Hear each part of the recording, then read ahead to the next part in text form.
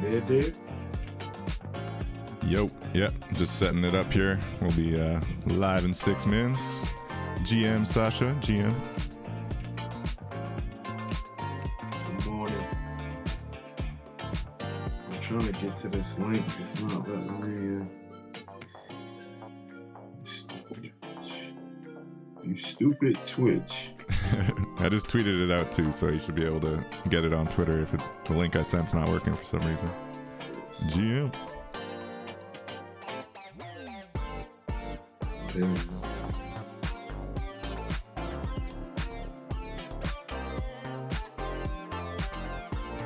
Cool. Got the spaceship and everything in the background, and yeah.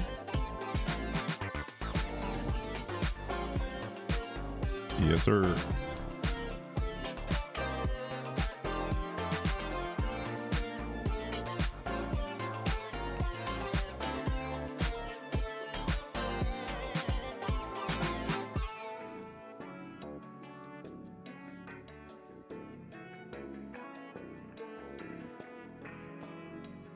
Oh, this is cool.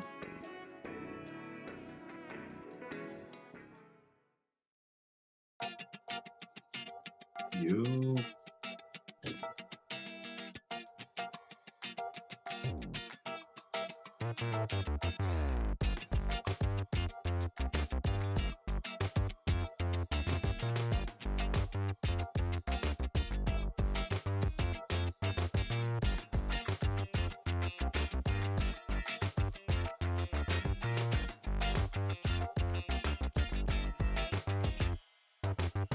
Minutes, 6 minutes, Dougie Fresh. Yeah,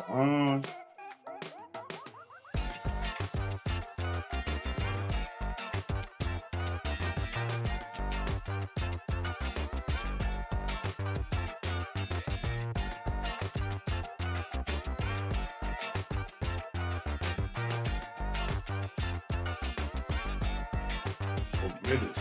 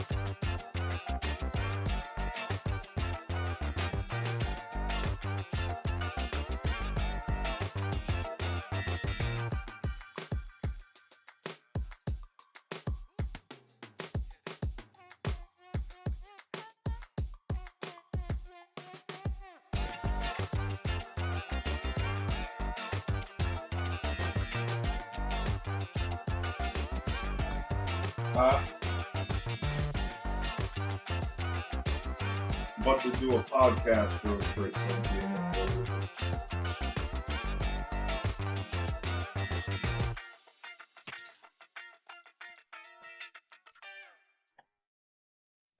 Got 3 minutes. 23.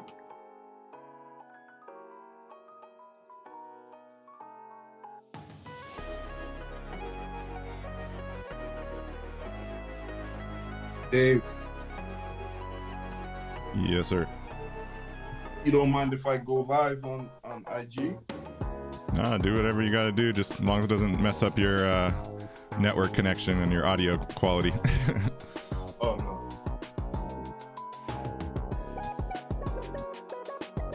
This is a whole separate device, so.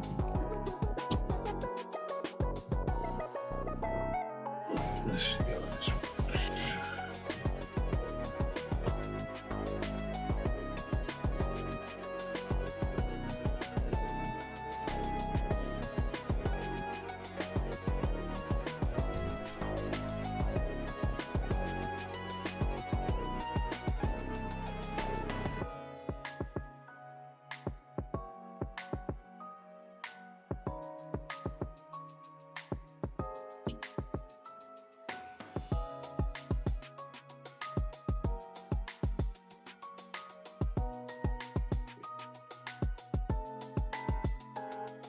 minutes.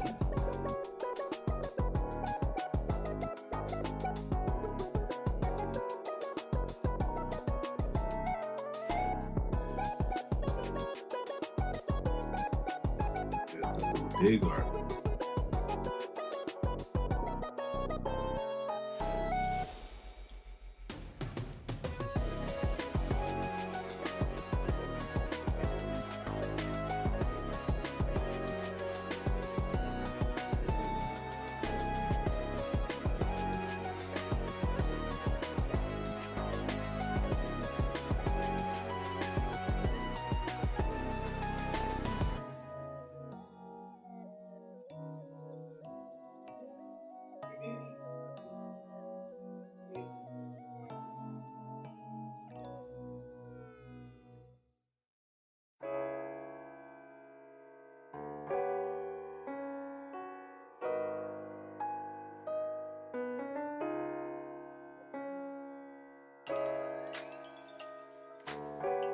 Vote.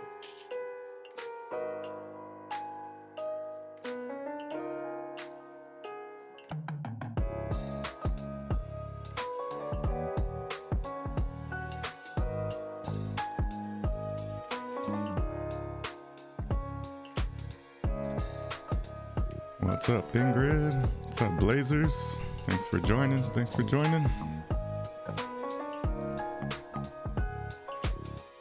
Really good. Good. Starting right away.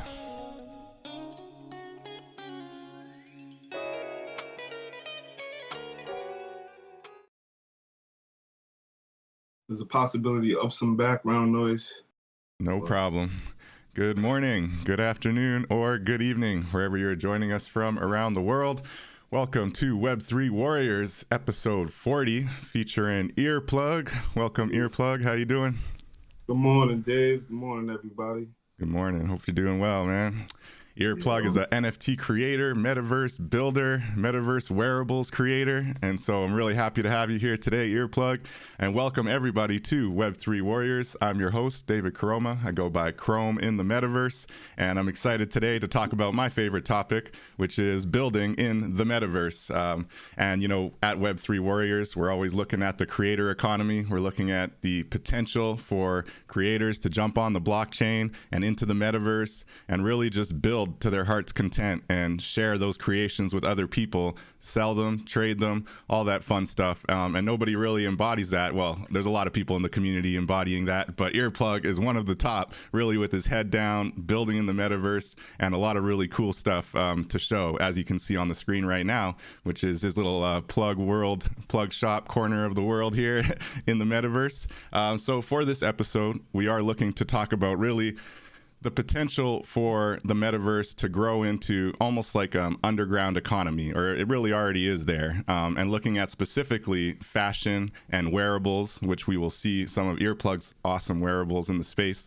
And when I think about it, as I've talked about on the show before, I really think that there's a huge potential, especially looking at, you know, as the blockchain waves evolve, we're now technically, or quote unquote, in a bear market, you know, so maybe the next time the bull market comes around, people like Eearplug and others who have been building in this metaverse and really creating really awesome stuff will be having a light shine on them that maybe is not shining right now. So that's why we're here, just really talking about the things that are happening under the radar, because I think that's where a lot of the more interesting things and really the more valuable projects are happening during these times. So as we continue, I do want to let everybody know who's joining on the live chat. We definitely encourage any questions, feedback, thoughts. I really thank you for joining. It's really helps kind of bring another dimension to the show. I think there's not many podcasts that really go out of their way to engage on a live show while still keeping to the traditional kind of podcast structure. I also want to give a specific thank you to the supporters and listeners on the Fountain app, which is a really cool new kind of Web3 podcast app where you can actually support your favorite podcasters by sending them Satoshis, and even just by listening and making clips and sharing it about, you actually raise money for your podcasters. So special shout out to Fountain and to those who are listening on Fountain and supporting the show. Much appreciated. It's really awesome to see. So yeah, we'll get into this interview here. Really excited to have you here, Earplug. I think you have a lot of different angles and dimensions to your artwork. You got beautiful works of art, you've got awesome wearables, and you've got this whole kind of building in the Voxels metaverse specifically that I really want to kind of explore and get some feedback from you about, why you've built it this way and what your kind of intentions are as we look into the future of the metaverse. But before we get into all that, maybe we'll start with just, what brings you to the Web3, what brings you to the blockchain, and thank you again for joining Earplug. So what brought you to Web3? I think it was just something that was kind of like meant to be. So 2020, end of 2020, somebody sent me invite to Clubhouse. And then from there, I was on Clubhouse for a couple months.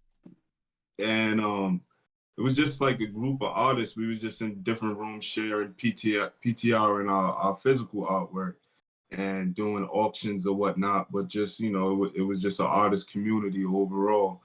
And then probably a couple months down the line, I heard a couple people talk about crypto art in the beginning. But then NFTs came around probably like late January, early February, and everybody was talking about NFTs. And then you start doing your own research and figuring it out. So for me, I've always been a creative, pretty much my whole lifetime creative, man. Overall, I love all mediums, and it presented itself as another platform for me to express myself, man. So. Nice.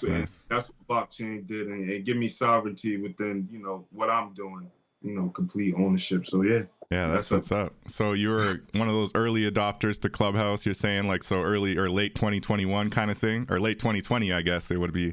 And it's good that you mentioned crypto art. When I was talking to Kane and Porkchop on a recent episode, and I was really not catching the distinction between crypto art and NFTs, and crypto art goes further back than NFTs, right? Like there have been people kind of using Bitcoin to trade crypto art on the counterparty platform for, they told me, like 7 years, right? So I thought that was really interesting kind of distinction, and really, I guess, kind of foreshadowing to the NFT movement, right? The crypto art space. Yeah. So did you build anything in crypto art yourself? Were you doing any of that counterparty or kind of earlier stuff? So I do have a free wallet. I haven't onboarded myself completely onto that, but the intentions are high, and that's another platform that I want to get on there. Nice. So yeah, soon, Dave. No doubt. So I got to ask the question, like I really love your metaverse, your corner of voxels here. What inspired you to really, purchase your lot in voxels and then build such a really cool and colorful, engaging corner of the metaverse? Okay, so I got to be transparent. I don't own it. Okay. You know what I'm saying? my guy Snacks, from Rare Pizza. The Pizza Dow. Oh, nice. He owns this parcel. So I came across this. Was kind of hip to voxels in the beginning. Took a minute for me to get there, and then when I did, it was like, okay, I could take these blocks and do them, move them around, and actually just take my thoughts and my imagination and build out something right here and be interactive with people. So yeah, this is Rare Pizza's plot right here, DJ Sandbox. The inspiration for it, man, you got the bodega right there, which I call the bodega art. And you go in there, it's just pretty much my gallery. And then when you go upstairs, you got some more homely type of thing, but with the little bar going on. But it's just all about creativity, man. So it's just another space for me to, have a platform to share my creativity, to actually have a place to come in and kind of like inspire myself. And then at the same time, it's like I love to do this type of thing in IRL, in real life. You know what I mean? So that's pretty much the goal right there, is to connect my NFTs to, what I got going on in real life, man. And No doubt. So share a really little bit of that. How do goes- you make that connection, and what do you have going on in real life that you're pulling into the metaverse now? I mean, pretty much, this is me right here. So at the same time, it's just like that. Those hoodies, those cargo shorts, those are pretty much things that I would wear and I would create and connecting them to, what is it called? Fidgetals. You know what I mean? So when you go to collect one of these NFTs, that a certain apparel or whatever, tangible thing is attached to it. So now you have some type of real world utility and connection to me other than it just being a digital thing. So that, that's pretty much the plan. And then from there, just being a resource, a creative resource, a creative hub. And, that's pretty much my everyday right there, man. That's how I live. So connecting with people like you, it's most important to, do things like this. And if we're, supporting each other or whatnot, or just, collecting each other's NFTs, I actually want you to have something extra other than just the digital piece right there. You know what I mean? It just puts that extra, pizzazz That's on. awesome. Yeah, we love the phygital conversation here. There's been a few guests that I mentioned phygital, and they're like, "What's that?" And then I explain it to them. They're like, "Oh yeah, I do that." Like, yeah, I'm already sending physical art to anybody who purchases my digital NFT art. And I love that connection. And for you to take it in the wearables connection, we've had Jagar on the show as well. I know he was inspired by some of his 3D printing that he was doing in the real world that he then pulled into the metaverse in his own kind of way. And so you're saying you're kind of pulling your fashion, and so do you do like your own custom fashion? I'm seeing behind you there, you got the cool crypto high jacket with your earplug guy on him. So you do a lot of real world fashion as well? Yeah, these are my things that I put together right here, man. So, it's definitely available, but I want to, pretty much format it to where it's streamlined and that's what the standard is right there. You know what I'm saying? Some real world utility.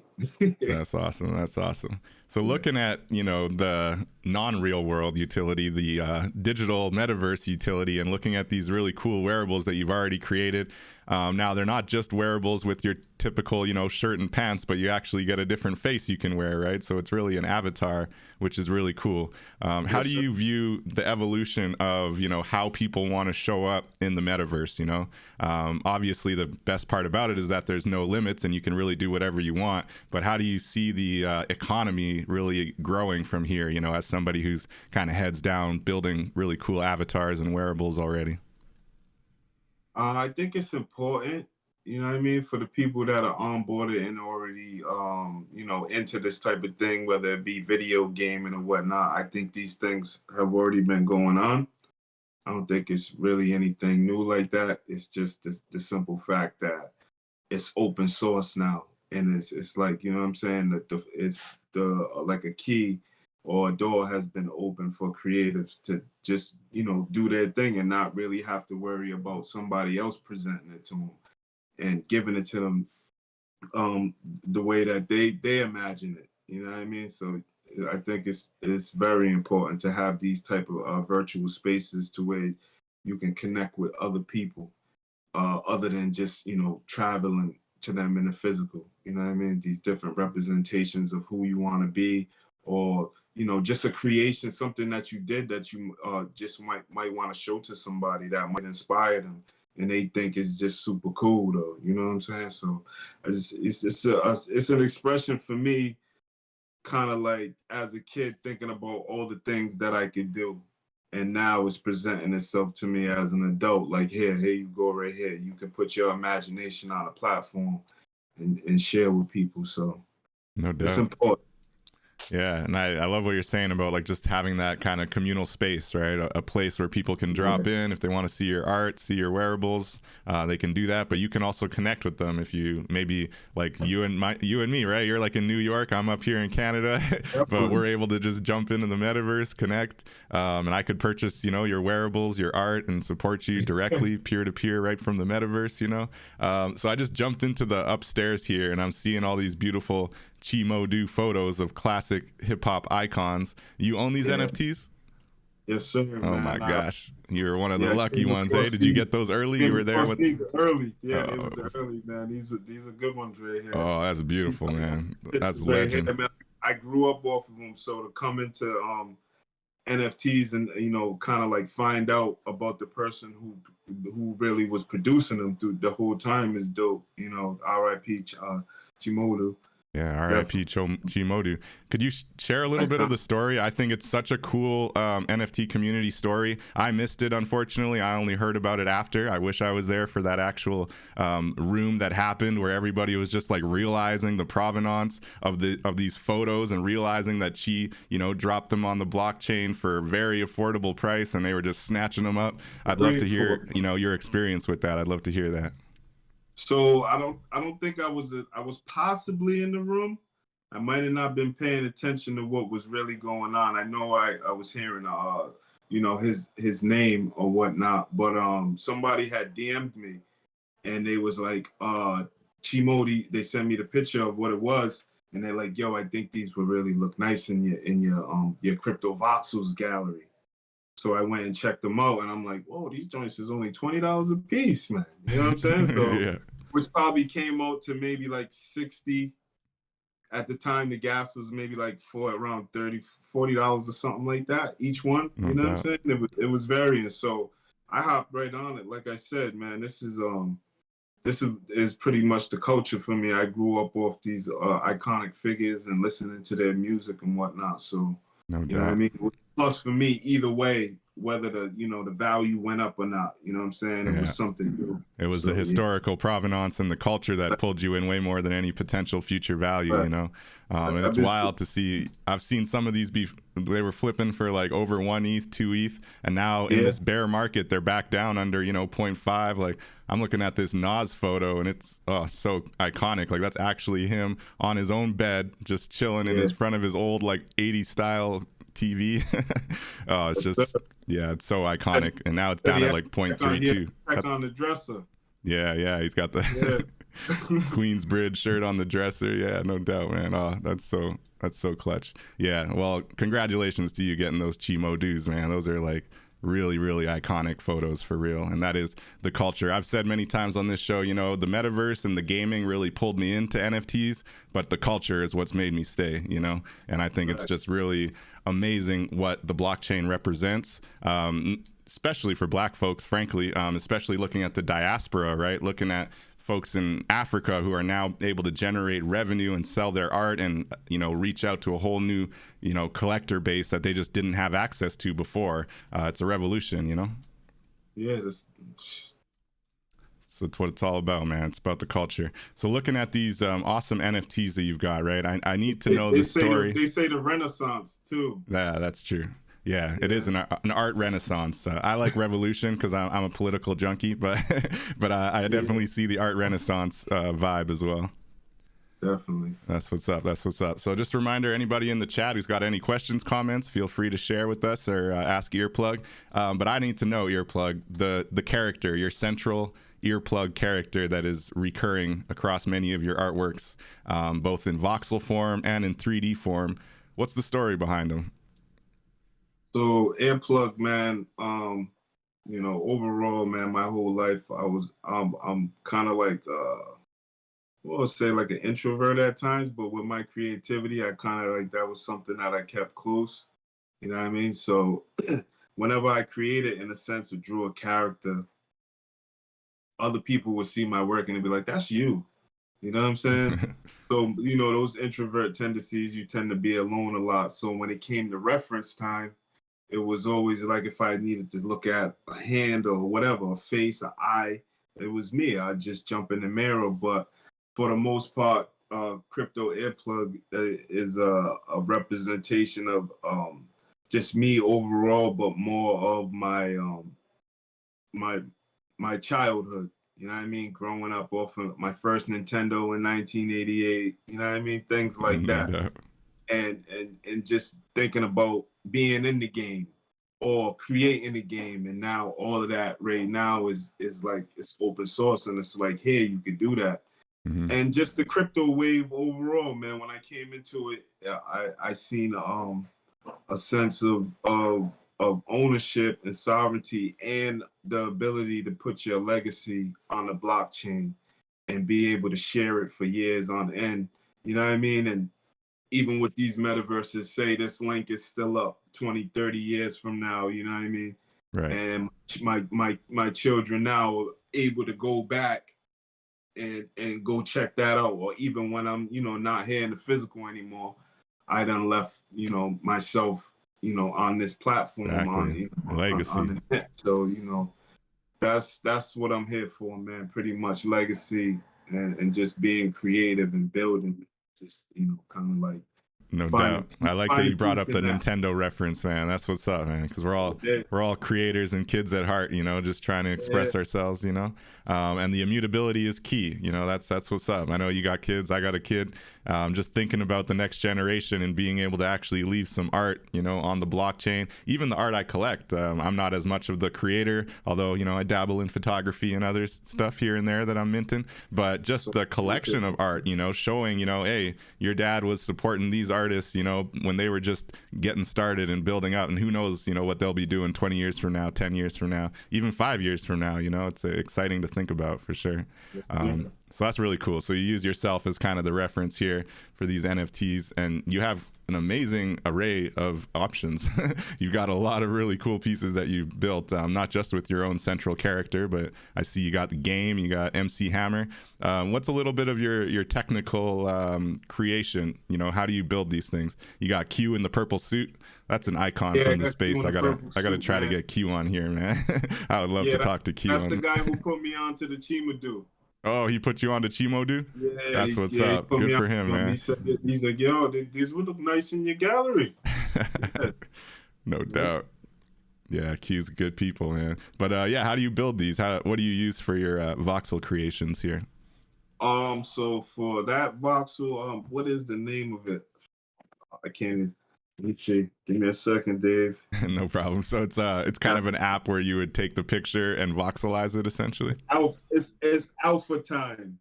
Alpha time. Let me see. Let me give up some alpha. Where is this app at? I use my iPad for to build voxels. Nice. I mean, to build those pixels right there. To create the pixel art. Yeah. Yeah, that's awesome. I've been thinking I really got to upgrade the iPad situation. I've been sleeping on the iPad, and they're not too pricey these days. They're a little bit accessible. I think it's worth it, man. It's definitely a powerful tool, man. So, yeah, where is it at? No doubt, man. Why are you being stingy, Alpha? Can't find it right now. All good. Too many apps. Too many, man. They're running probably right there. So have you thought about, creating an event, right? Where because you got a lot of different earplug masks and different stuff. And I know like Raven Dave loves his.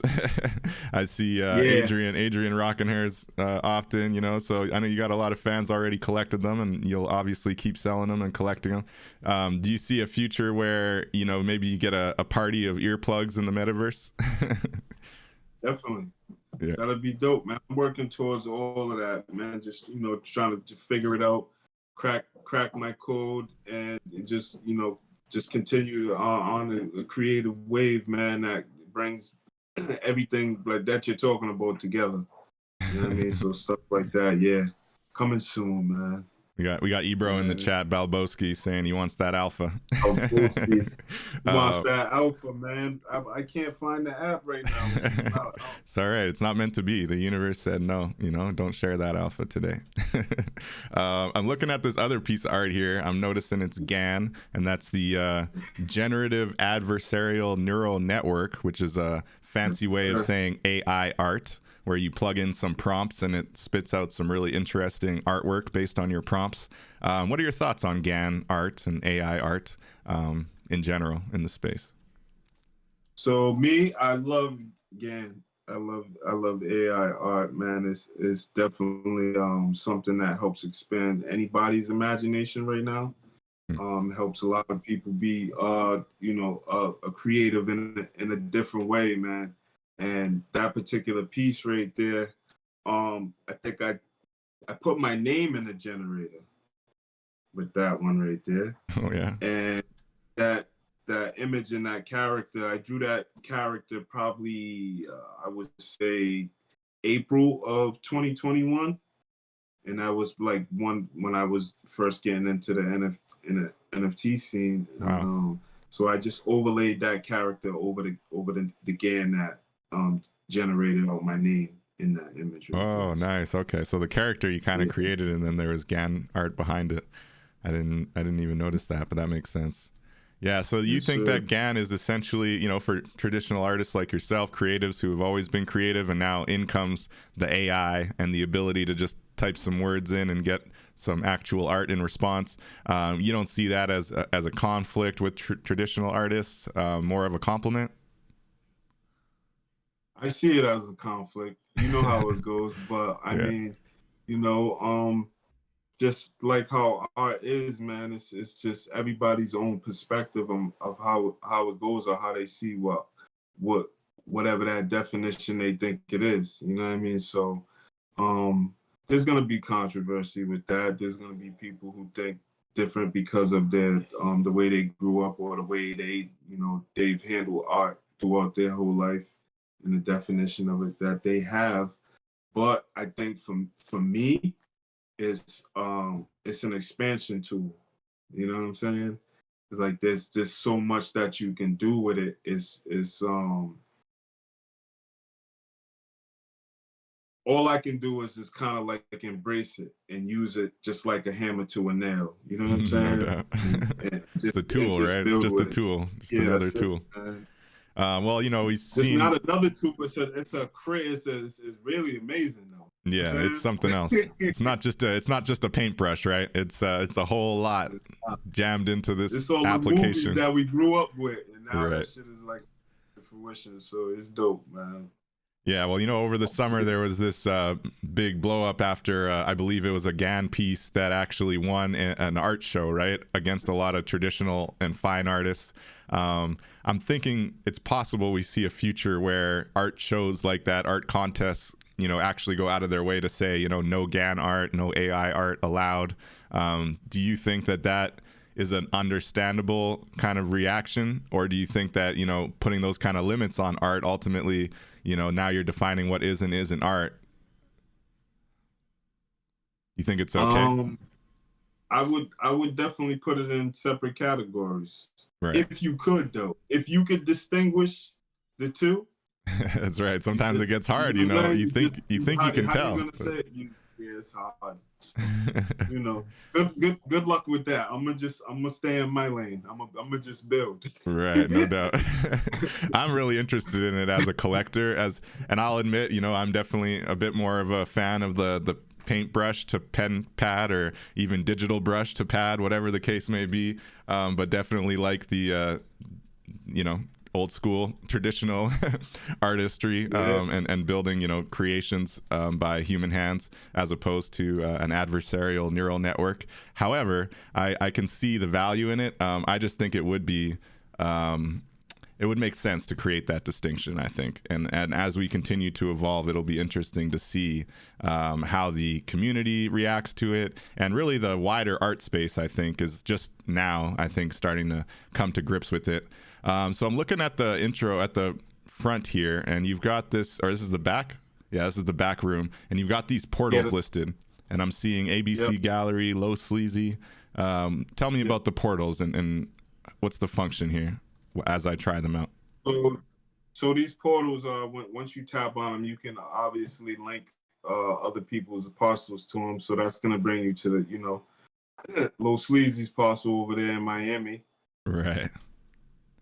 That's awesome. You know, for me, these are people that I've, or friends that I've met in the space, you know what I mean, that are actually doing the same type of thing that I'm doing. So I figured it would make sense for, you know, to create the interoperability. You know what I mean? Not wait for nobody else to kind of do it for you. This platform already provides that. You know what I'm saying? And if you got that type of alpha, you can actually execute it and get it done. No doubt. So, you know, my space, I didn't just want it to be connected to my space. There's other people out there, and I think that's how you get the best network and probably net worth one day. Just having those types of relationships and communication with other people that's doing the same thing as you. So yeah, no doubt. I just took another portal over to the Renaissance City folks, who are an awesome community. And we've got some awesome Renaissance City lots that we're utilizing for our Web3 Warriors.io website. Definitely really cool. And they've got their Guardians of the Secrets of the Stones little space here. So anybody who wants to find this corner of the metaverse here for Earplug spot can just look up DJ Sandbox when you go to voxels.com. If you look up DJ Sandbox, that's going to show you the amazing little corner of the metaverse that we've got here built. And I like what you're saying about interoperability, and even like these portal links could even technically link to a Decentraland lot, right? They could link out to a whole other metaverse Sandbox, and you could just jump over. Your website, any platform where you're connected to. That's the great thing about it. Yeah, for real. It's something. Yeah, it's alpha, right? You hear people talking about interoperability, but how many people are just creating their own solutions, And this is a solution that already exists, especially within voxels, because it is so accessible, right? Even on your phone, you can jump into voxels. Yeah. It kind of crashes a little bit, but yeah, that's a little bit more out. Yeah, it doesn't run quite as smoothly on the phone. You asked about the ABC gallery though, Dave. So if you go back downstairs, and you take a little trip over there, teleport to ABC gallery. Okay. That's actually my physical gallery.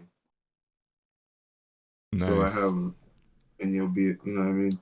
So this is the digital twin to what I got going on in real life. And, what I mean? It's my art gallery / event space that I rent out for,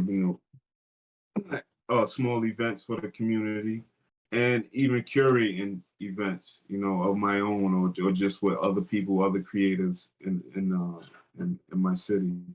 Yeah, so, this is awesome, man. This is really cool. You get a feel for,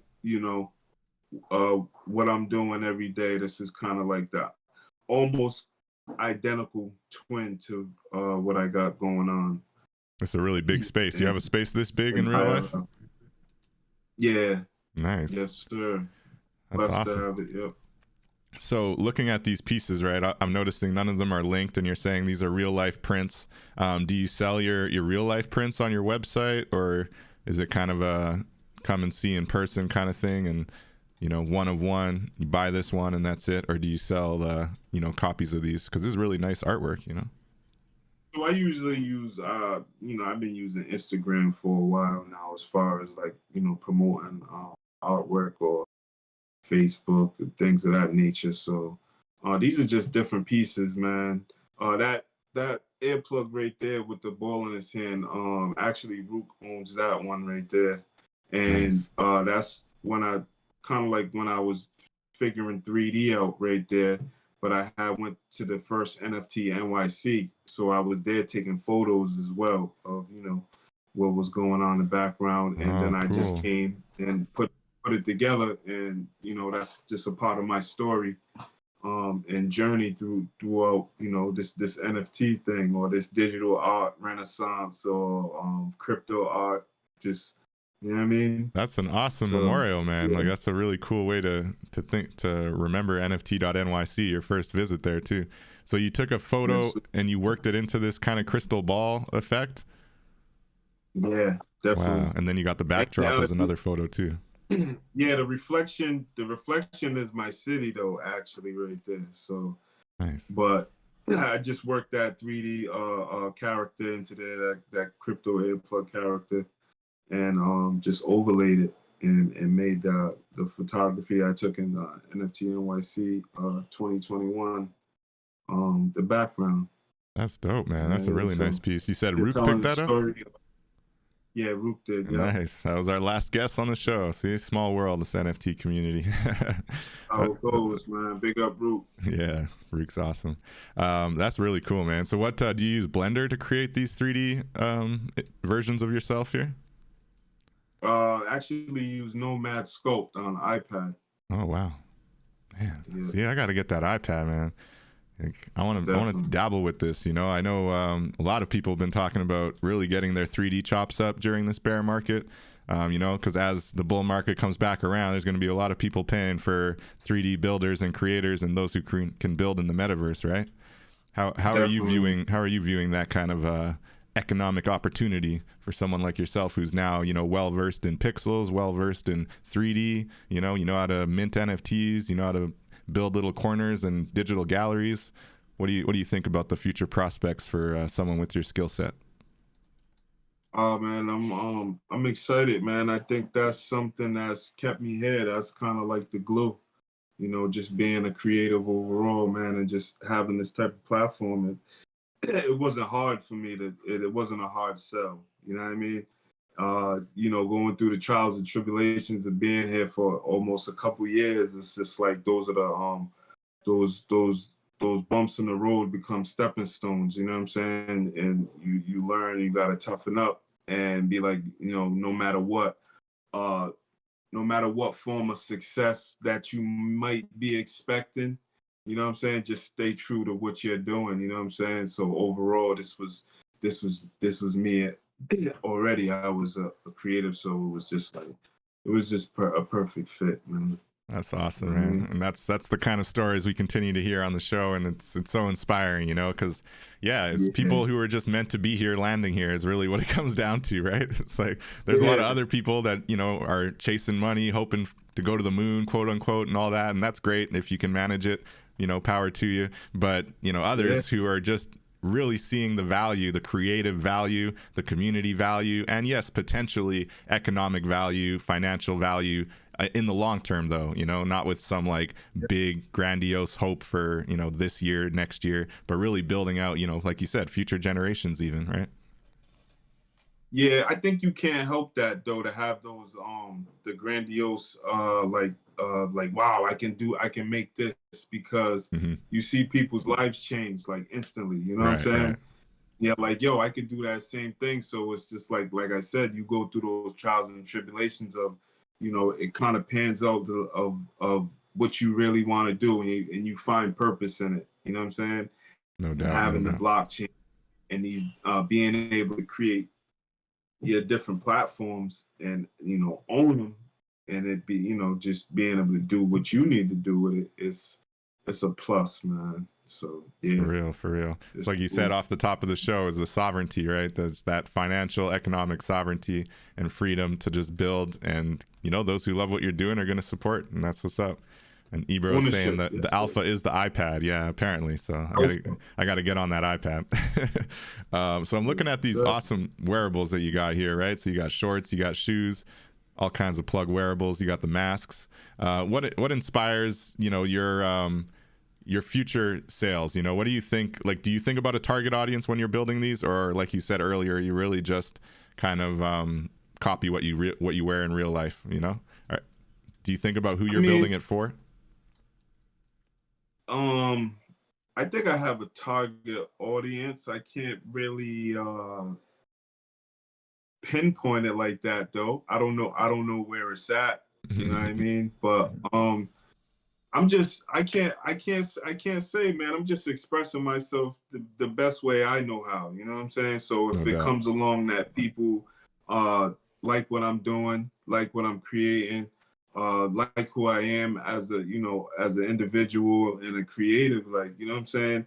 I think that's the things that you kind of like have to be patient and wait on in this space. And then just, you know, while that's going on, you just keep doing your thing, man. You know what I'm saying? So that's where I'm at with it, man. If you like what I'm doing, you know what I'm saying? I'm actually putting it somewhere where it can be seen. Yeah, it's easy to see. Just look interact with it. Yeah, that's it. Visit the DJ Sandbox corner of the metaverse, and there you go. So looking at the different styles you've got, right? You got awesome, you know, drawn, colorful work. You got 3D work. You got pixel, digital art. If you had to choose, right there. That's a painting. This middle 3D one. No, the guy right there. Oh, the guy with the airplane. The purple face. I really like that one. You haven't made that one an NFT yet? That's an artist, Lil Skies. Oh, I don't nice. know if you ever heard of those guys. I think he's from Pittsburgh, Oh, okay. Pennsylvania. Yeah, but I actually I went to Sony. I went to his show. It was a commission. Hmm. A friend got me a commission to give it to him, so I brought it. Went to Sony. Went to his concert, and actually was able to give it to him. I don't know if he still has it or not. That would be dope. But that's an actual painting right there. That's awesome.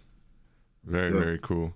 I was gonna ask, like, if you had to choose, an art style that maybe defined you, do you think you could choose one, or how would you best describe your art style?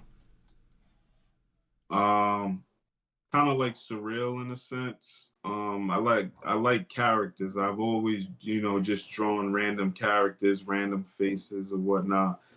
Um, but I can't really. I wouldn't be able to pinpoint it like that and say there's a certain style that would kind of like define me. I just kind of like to mix it up, man, No doubt. and come through as Unorthodox, a outside of the box. multimedia artist. Yeah. Yeah. Multimedia artist. There you go. I like that. Yeah, Yes, looking at your sir. Rarible page, you got over 140 creations, and like you said, it is multi-dimensional for sure. Ranges from Yes. awesome voxels wearables to really beautiful works of art. Some are 3D works of art. Some have a little bit of GAN in there. So yeah, you're really just kind of trying everything and building a lot of really cool pieces. But there is a commonality, right? There's kind of a common theme through it. Obviously, your Earplug character, is pops up a lot of kind of hip hop, basketball references. Seen a little bit of skater reference as well. Are you into the Yes, skater sir. scene? I mean, as a youth, yeah, I was. I always loved skateboarding, but just that freedom to do something like that. You know what I mean? I think that's a hard sport. You got to have a lot of balance, but just overall, the aesthetic and look is dope. You know what I'm saying? No And the doubt. sport overall is cool. So yeah, I got skater ties, skater vibes. You know what I mean? That's what's up. Kick push, kick push.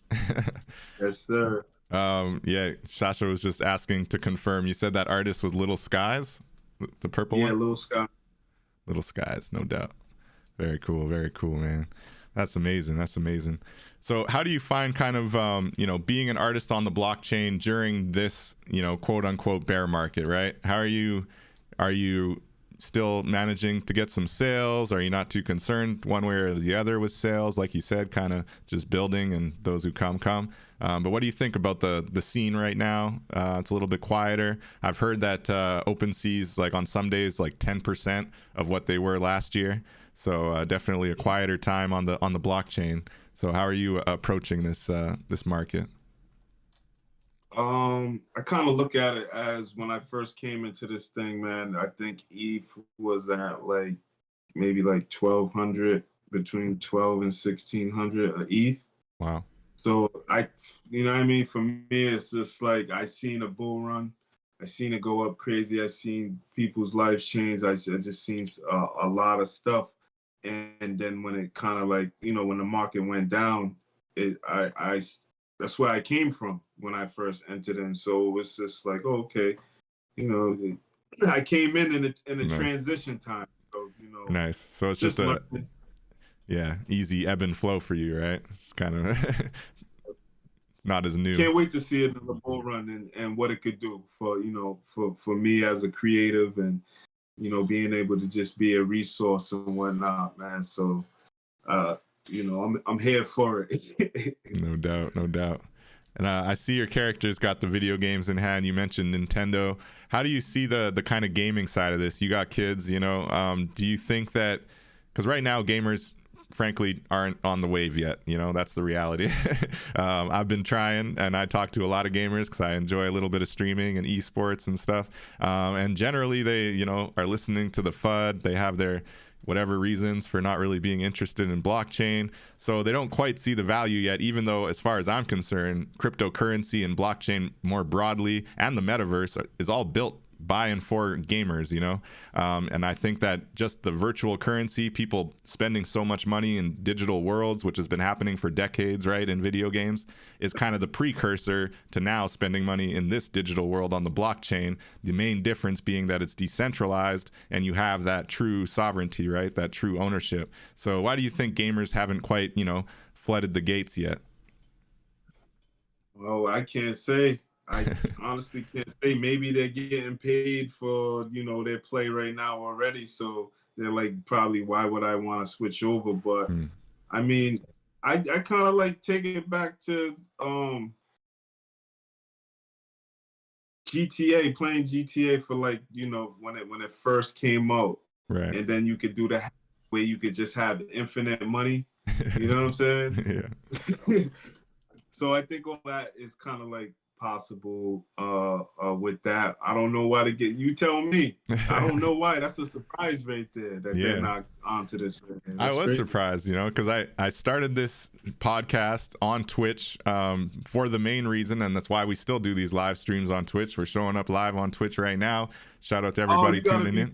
You gotta be patient. I know, that's what it comes down to, you know. That's really it. I don't think those who do see the value maybe, you know, are doing their own thing, and then other people who are just kind of into the more gaming space don't quite see the value yet. But I think we'll see it evolving. Like I'm looking at things like people who host tournaments actually giving out NFTs as like, you know, you win the tournament, here's an NFT, and as that grows, you know, that can actually have a lot of real world value in the future, even if it's just a really basic free image, you know, to start out with. So I don't know. I think it's exciting, and I do hope, like you said, with time, the gamers will understand the value and understand that this blockchain space, this Web3 space, is really built for them. You know, yeah. I think you're doing that though, so you know we're trying. We're you're plugging being away. the message that you bring. So you know, I think they just need to bump into somebody like you. That's you know it. what I mean? You plant the seed and you just wait for them to water it, and you know, you still got the platform, so they'll come back and figure it out. Yeah, no doubt. Well, I appreciate that. We keep plugging away, you know.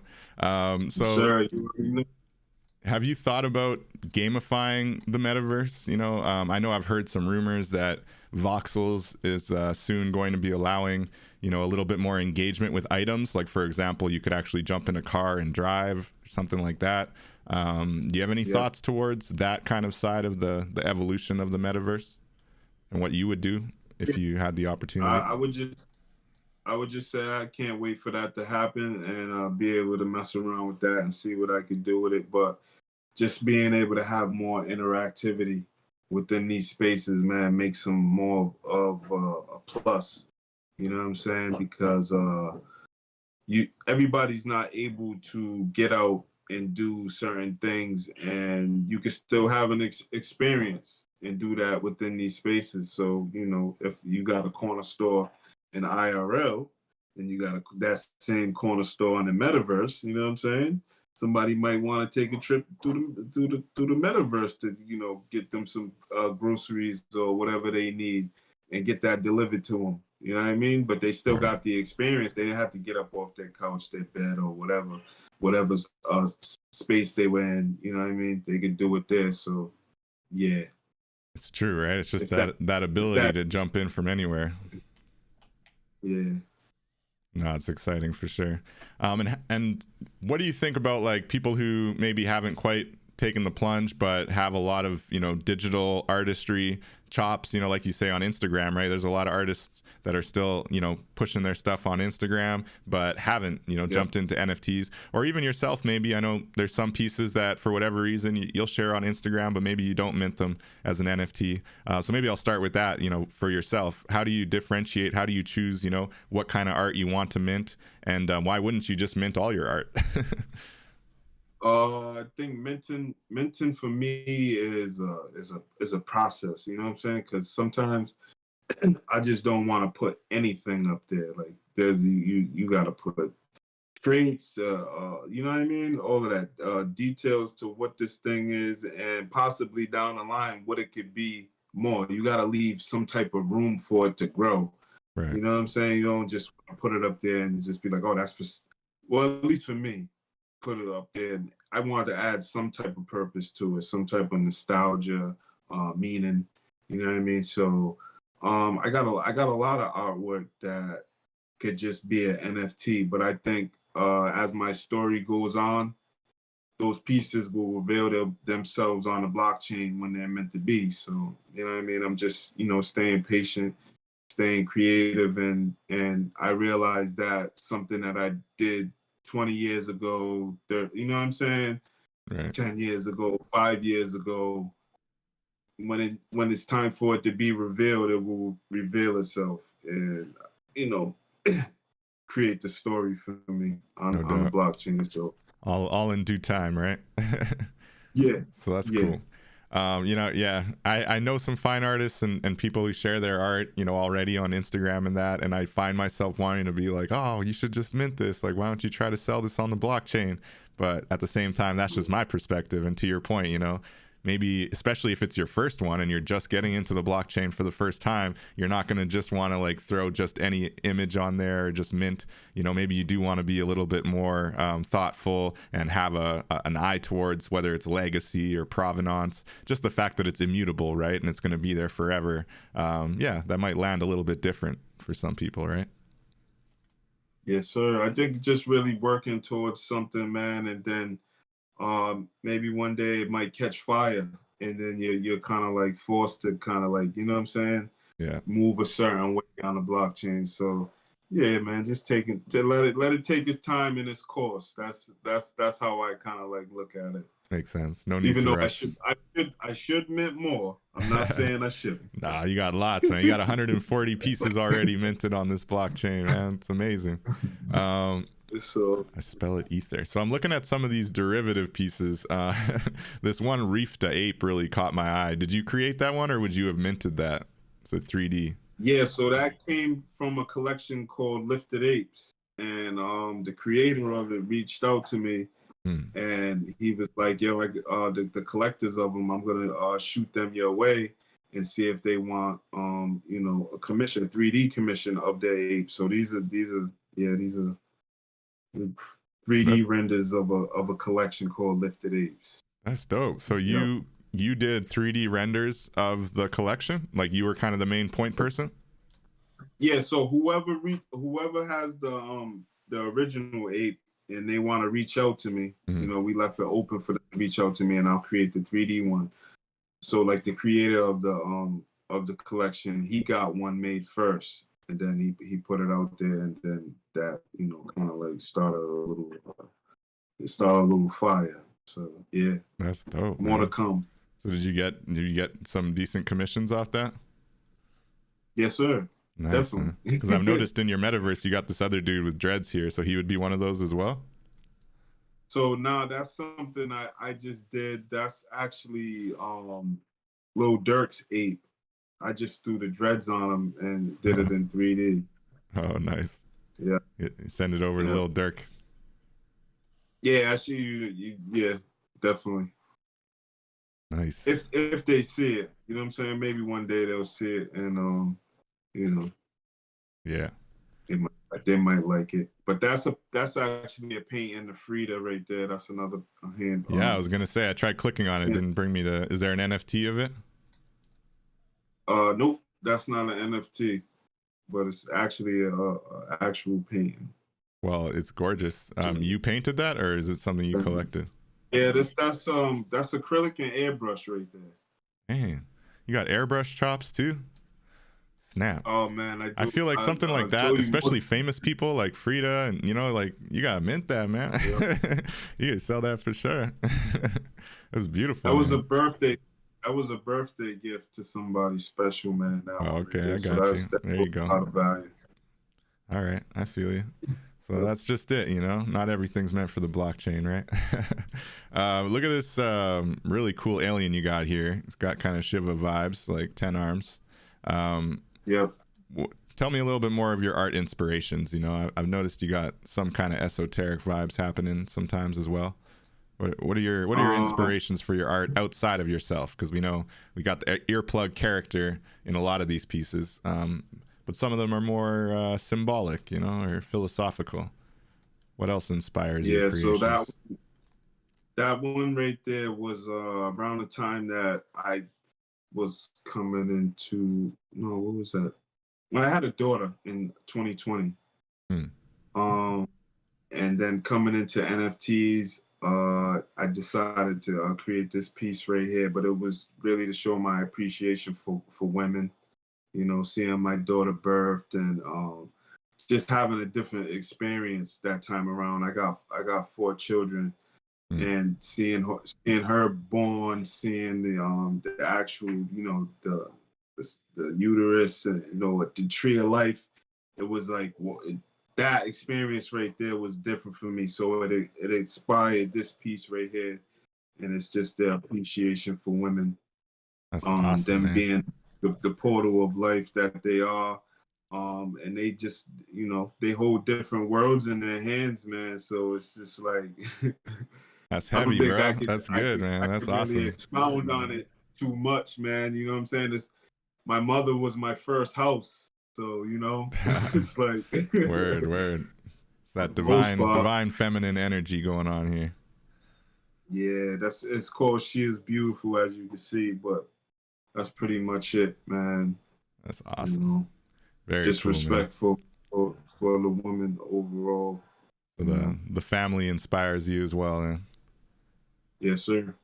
That's awesome. Oh, here's another one of those ape derivatives. So what are your thoughts on derivatives more broadly, right? I think it's a really interesting angle for creatives, but also for collectors, you know, thinking about, because I have actually one of my favorite derivatives that I have is actually a 3D ape. It's a 3D collection they did of the original Bored Apes, and just like you were saying, Yep. the original owner of the Bored Ape had to approve the 3D artist and then commission them, and they would actually get, I think it was like, they could get it for themselves for 0.04, or they can get a portion of the sales if they sell to anyone else. So, and I think they sell them at like 0.1 to anybody else. So then the actual ape owner would get 0.05 of that, and the 3D artist got 0.05 of it. So it was a really cool kind of just an example of how derivatives create their own kind of opportunities of them for themselves. So do you think that's a good thing, looking at NFTs into the future, like spin-off collections and artists who are able to kind of lean in and maybe use an asset that already exists, but, you know, do their own spin on it? Yeah, I think that's the best way to go about it, man. Pretty much. It's always gonna be like that with creativity. Something's gonna inspire the next thing. You know what I'm saying? Like you can't really get around that. Like, you know, we're visual people, we're people of habit in a sense, but just your environment overall is gonna breed a certain perspective that's gonna come out in different ways. And like, just, you know, you never know, one day my artwork or their artwork could complement each other, and you know what I'm saying, you never know what it can do from there. So, you know, inspiration, what what's the is the highest form of life or something like that, you know what I mean? So Yeah, that's what's up, yeah. man. It's yeah, that's true. And I think that derivatives are a form of flattery, I guess you could say, as far as like, you know, showing that you think that the original art is very creative and inspiring, but then also creating your own version and then selling that, and that creates its own kind of spin wheel effect, right? So it's really interesting. I was just looking, there's like a faint Terrence McKenna in the back of this image. Oh, It's that's really, yeah, that's what it is. yeah. That's very cool, man. It's very dope art. Awesome derivative projects you got here, man. So if you had to say, you know, like, what is the overarching kind of narrative of your collections? You know, you've got 140 pieces minted, a lot of wearables, a lot of art. You know, what would you say is kind of the through line through everything you're doing right now on the blockchain? uh, Really just telling a story, my story in a different way, the way I want to do it. You know what I mean? Just, you know what I mean? Just taking total control of who I am in a creative sense and putting it out there. Um, got a lot of different life experiences. You know what I'm saying? Whether the good or bad, it's all something that I can reflect on and make sense of the now with. You know what I mean? So, you know, I think pretty much a lot of people, children or whoever, can relate to this type of bring in or visual that I bring with my artwork, man. It's just overall just my life experience is encapsulated in the way it just comes out. You know what I'm saying? The way I express myself. So you No know, doubt. I just love the really way looking you to kind of be throw in animations here and inspiration. there. Sorry. Yeah. You said the animation? Yeah, your animations are, it's not like over the top, but they're always like really cool, like really subtle. Yeah. I mean that comes with being in the space and figuring out these different programs though. So, I'm looking to graduate and get into Blender more and learn and get these animation tricks down. Like, you know what I'm saying? So that's what I'm working on in the background. It's a little alpha right there for the people. That's what's up. But yeah, man, just telling my story in any medium and then making them connect, whether it be a comic book, 3D, paintings. I could take all of that and put it inside of these virtual spaces, man. You know what I'm saying? And present it in a different way and That's what's interact up. with people. That's what's up. That's the creative opportunity in front of us for sure. It's like we're doing right now, though. You know what I mean? Yeah, no, exactly. We're strolling through your corner of the metaverse. We're looking at all these different NFT collections you got on the blockchain. I need to know about these astro nugs. So you got the herb, Also, you got the herb on the blockchain with the little alien dude. You know how that goes. We always got to keep a good pack around, man, for just safety precautions. You know what I'm saying? But these were 420 creations, and I think that kind of like speaks for itself right there. I made these on 420 and minted them out, and I think anybody who's ever had a good nug can understand my plight with this creation right here, and we gotta get super high. We got the spaceship, and we got the nug on top. So a 420 tribute, 420 tribute minted on 420. That's what you're saying? Yes, sir. And maybe one day that'll be in inside of like a video game or just my own virtual space, metaverse, and be interactive. So yeah, you can create it. You can use it as a digital asset for something. Yeah, something in my catalog that can evolve one day, man. That's all. And it's quite the catalog you have, man. I'm looking at all these collections. 1, 2, 3, 6, 7. You got 7 collections all together. Each one's got a wide array of different types of artwork. Looking at your Eearplug Wear, and just so everybody knows, if you're looking up Eearplug on the blockchain, you got to spell it with 2 E's, EEAR, and you'll find his amazing artwork here. But yeah, looking at the storefront, right? You got Eearplug Wear.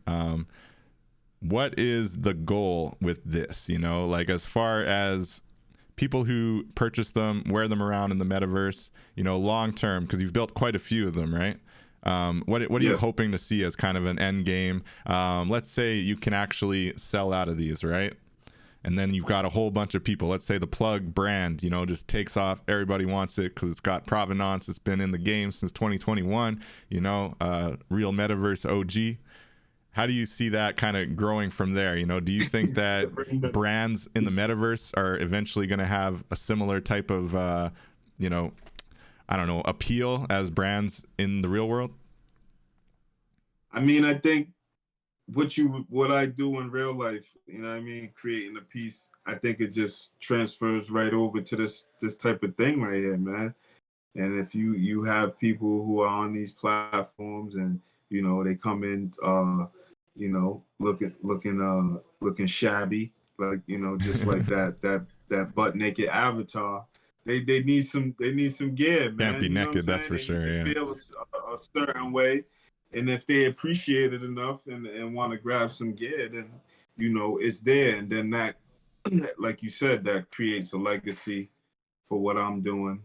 You know what I mean? And you just never know how those interactions could be in these different spaces, to where somebody else might see it and like it, or they might be familiar with my work and could spark a conversation with the person who has those wearables on, and you never know who's me and who. You know what I mean? So I just think these types of symbols will always make sense when you do your best to try to make them make sense. They'll age well, right? They'll age well for sure. Yeah. That's what's up. And looking at the different metaverses, right? So obviously, you know, you got your spot with DJ Sandbox where you've built out in voxels. Do you have a line of sight, you know, towards Decentraland, Sandbox? Any thoughts on other metaverse corners? I'm going to assume voxels is your favorite. Maybe I shouldn't assume. Is it your favorite, or do you have a favorite metaverse? Yeah, man, I love voxels. I wouldn't say I have an overall like pick or anything like that, but you know, I think voxels overall is just an important platform for any creator to come into, because you actually don't have to buy the land. You know what I'm saying? You can get you a free space and do your thing and have that that link connected to anything to where people can go in and experience your space. But I think I'm leaning more towards just really creating my own world. You know what I mean? So Nice. That's a going good heavy view. with the 3D and just building in that sense to where I can create my own experiences. And I know, I believe it's Monaverse, right? Are you familiar with Monaverse? They're a little bit higher fidelity. I went through there. I haven't really dibbled and dabbled a lot, but I appreciate all of them. But for the most part, man, I'm a voxels guy for now until I get my my thing together and start building with some good friends. You know well, I like what you're saying about building your own, and I do think that when it comes to voxels, it's probably the closest you get to really being able to build your own in a very accessible metaverse. But because it's quite a sandbox. But looking at something like Monaverse that I just mentioned, so what happens with those kind of build your own kind of space sandbox metaverses is that they usually have their own SDK, which is like a software development kit, right? So that's how you are able to actually build. And I know with Monaverse, I believe it's Unity. So they allow you to use Unity to kind of create these 3D spaces from scratch and then just upload them through their SDK onto the metaverse and onto the blockchain, which is cool. But the downside is it's just accessibility wise, it's a pretty high fidelity, right? You got to actually download the software client and install it on your computer in order to get, full access. That's with Somnium Space as well as another metaverse like that. So that seems to be that balancing act, right? Between accessibility and immersion, or quality of graphics, really. So that's where, Voxels is nice. And I think that's why Voxels has so much adoption, because it does have the accessibility factor really locked down for the most part. Well, I want to make sure anybody in the chat who has a question, it's your opportunity. We're going to be wrapping up shortly, but do thank you all for tuning in. It's awesome. Earplug, I got to ask, what do you say to those who have their doubts about blockchain? What I mentioned with the gamers, whether it's artists who just really don't want to put their art on the blockchain because they just don't trust it. They've been listening to the FUD. What do you say to those folks as far as, from the perspective of somebody who's finding success and, more importantly, finding inspiration and value, intrinsic value with your art on the blockchain? What do you say to those who are dragging their feet or just don't like the blockchain for whatever reason? Everybody's going to have their own perception of blockchain, what it could do, who's using it a certain way. But I just think overall, it's like this is an individual journey. You know what I mean? So kind of separate yourself from the crowd and just see what you could do with it, because it's just like another platform. You know what I'm saying? It's like if you say Web3, to me, it's just pretty much ownership. You know what I'm saying? So you can create a website, you can create, you can, all these tools are open source, so you could do it yourself. Yes, you might need help on the way, but I think that comes with any process. Just like walking outside, and you know what I'm saying? You just got to pay attention. If you're walking down a set of stairs, you got to kind of pay attention to your steps. No doubt. And be conscious of what you're doing. And, you don't have to dive in like that. You know what I'm saying? Just, figure it out as you go. But, that's what's up. Be aware of the value, maybe, take your time to understand. Yeah. Yeah. Well, it's exciting, man. And you're an inspiration, honestly. 140 pieces, 150 plus pieces minted on the blockchain. You know, all these awesome little pieces of artwork that you got on the walls of your metaverse space. Like it's really something else, man. And shout out to DJ Sandbox and the Rare Pizza crew for letting you build in here, because it's really amazing. Big man. up. Yeah, it's inspiring. All right. Well, see, I even have my that's my first oil painting right there that I've ever did. Nice. The little girl. Yeah, Little Goddess. That was the name of there was a competition to paint some that little girl right there. Oh, nice. So it's just like, man, being able to do what I was doing in IRL and put it in a video game setting. You know what I mean? And being able to interact with it is like, it's like next level for me. You know what I'm saying? Honestly, you painted this oil painting of this little girl. For a second, I actually thought it was Gan. I apologize. Yeah, that's a painting right there. That's beautifully detailed, man. And you can actually see the oil now that you mentioned it. You can see it in the shimmer of the little bit of light that hit it. Yeah. Wow. Beautiful work, man. Really well done. That's amazing. He said he thought it was Gan. Come on. I just was like running by it. I didn't pay close enough attention. I apologize, man. This is next level details, honestly. Really amazing. And that one hasn't been minted either. You said that's an oil painting. You have IRL for sale? Yeah, I didn't mint that. So would you sell sell that one of one IRL? The oil printing? Actually, somebody stole that painting. What? So yeah, man, I did that painting in 2016, and it was Swiss Beats had a call for a competition to do it, and somebody had put me on. I was new to Instagram around that time, 2016. Yep, and I just went with the competition, and that's what I came out with right there. I think I did pretty good, but I think it was Swiss's daughter. If I'm not sure, I think he was saying that, but it was a Little Goddess challenge. Wow, Instagram. That's so amazing. So you can go man. pound. You can go to Instagram and pound Lil Goddess LILGODESS, and I think that images from that will pop up. Well, since you lost the actual physical, I hope you do mint this, and I would love to purchase it.